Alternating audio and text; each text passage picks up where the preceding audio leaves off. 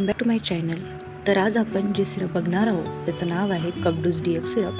कपडूस DX syrup यामध्ये content आहे डेक्स्ट्रोमिथोर्पेन हायड्रोब्रोमाइड and क्लोरफेरिनामाइन malate syrup.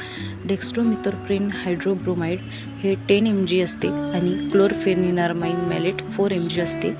कपडूस DX सिरपचा वापर सर्दी, खोकला आणि ॲलर्जीच्या लक्षणांपासून उपचार करण्यासाठी होतो, जसे की नाक वाहणे, नाक चोंदणे, शिंका येणे, डोळ्यातून पाणी येणे आणि घशातील खवखव किंवा सूज.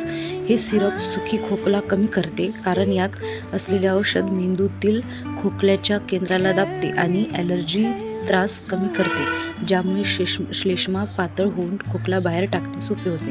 ह्याचे डिसॲडव्हान्टेजेस आहेत डोकेदुखी, चक्कर येणे, पोटाचे त्रास, तोंड कोरडे पडणे. ह्याचे वेगवेगळे ब्रँडसुद्धा आहेत, जसे की Corex DX syrup, Alex SF syrup, इझीफायलिन DX सिरप आणि कोरेक्स DX सिरप. असे वेगवेगळे कप सिरप आपण यापुढे बघणार आहोत. तरी आपल्या पेजला फॉलो करा, सबस्क्राईब करा आणि लाईक करा. धन्यवाद.